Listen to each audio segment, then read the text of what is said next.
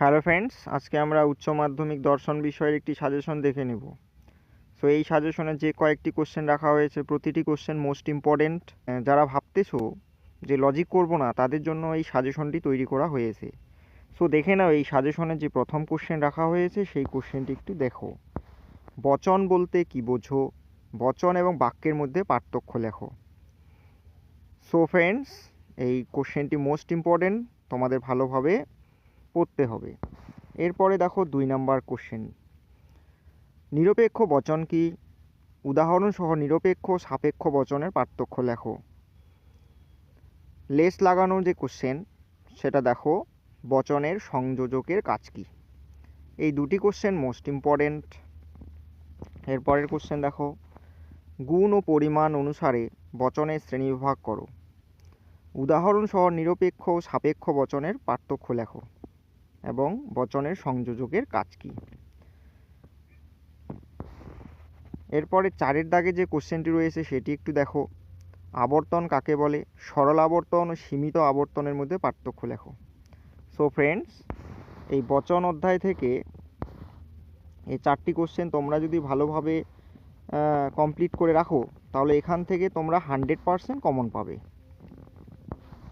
এরপরের অধ্যায় থেকে দেখো বচনের বিরোধিতা ও বিরূপতা। এখান থেকে যে কোশ্চেন রাখা হয়েছে সেই কোশ্চেনটি একটু দেখো। অমাধ্যম অনুমান কি? দৃষ্টান্ত সহকারে অমাধ্যম ও মাধ্যম অনুমানের মধ্যে পার্থক্য লেখো। এই কোশ্চেনটি মোস্ট ইম্পর্ট্যান্ট, আসার চান্স প্রচুর পরিমাণে রয়েছে। এরপর 2 নাম্বার কোশ্চেনটি দেখো, নিষেধমূলক আবর্তন বলতে কি বোঝো? এই আবর্তন কি বৈধ? মোস্ট ইম্পর্ট্যান্ট, তোমাদের ভালোভাবে পড়তে হচ্ছে। 3 নাম্বার কোশ্চেনটি দেখো, এ বচনের সরল আবর্তন কি সম্ভব? ও বচনের আবর্তন সম্ভব নয় কেন? এই 3 দাগের কোশ্চেনটি মোস্ট ইম্পর্ট্যান্ট, তোমাদের ভালোভাবে এইটি কমপ্লিট করে রাখতে হবে। এরপর 4 নাম্বার কোশ্চেনটি দেখো, বিবর্তন কাকে বলে? বিবর্তনকে অমাধ্যম অনুমান বলা হয় কেন? দৃষ্টান্ত সহ বিবর্তনের নিয়মগুলি ব্যাখ্যা করো। সো ফ্রেন্ডস, এই অধ্যায় থেকে এই কয়েকটি কোশ্চেন রাখা হয়েছে। এই কয়েকটি কোশ্চেন তোমরা যদি ভালোভাবে পড়ে রাখো, তাহলে এখান থেকে তোমরা 100% কমন পাবে। এরপরে নিরপেক্ষ ন্যায় থেকে যে কয়েকটি কোশ্চেন রাখা হয়েছে, অর্থাৎ এই অধ্যায় থেকে তোমাদের টিকা লিখতে হবে দুটি টিকা তোমাদের এই অধ্যায় থেকে লিখতে হচ্ছে। তোমরা যদি এই অধ্যায়ের এই কয়েকটি কোশ্চেন পড়ে রাখো, তাহলে এখান থেকে তোমরা 2টি টিকা কমন পাবে। সো দেখে নাও, প্রথম যে কোশ্চেন রয়েছে সেটি দেখো। নিরপেক্ষ ন্যায়ের সংস্থান, অবৈধ সাধ্য দোষ। পরে হচ্ছে চতুষ্পদ ঘটিত দোষ, নয় অর্থ আশ্রয় বাক্যজনিত দোষ, নিরপেক্ষ ন্যায়ের সাধ্যপদ পক্ষপদ হেতুপদের কাজ, অবৈধ পক্ষদোষ।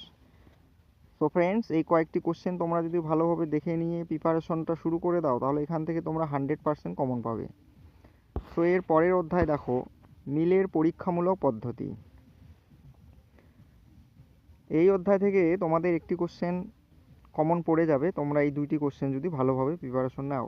তো দেখো, এই অধ্যায়ে যে প্রথম কোশ্চেন, মিলের অন্বয়ী পদ্ধতি ও ব্যতিরেকী পদ্ধতি আলোচনা করো। Most important.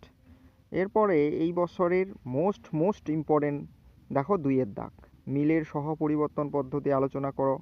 সংজ্ঞা, আকার, দৃষ্টান্ত, সুবিধা অসুবিধা 2টি করে লিখতে হবে। সংজ্ঞা দিতে হবে, আকার, দৃষ্টান্ত, আর 2টি সুবিধা 2টি অসুবিধা তোমাদের রেডি করে রাখতে হবে। তো এই 2টি কোশ্চেন তোমরা যদি ভালোভাবে প্রিপারেশন নাও, তাহলে এখান থেকে 100% কমন পাবে।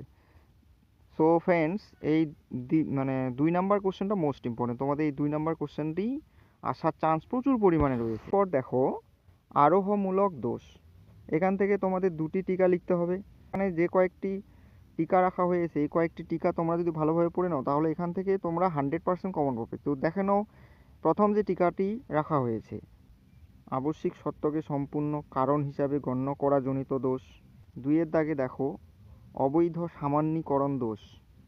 3 দাগে রয়েছে কাকতালীয় দোষ। 4 দাগে রয়েছে অপর্যবেক্ষণ দোষ। 5 দাগে রয়েছে বহুকারবাদ।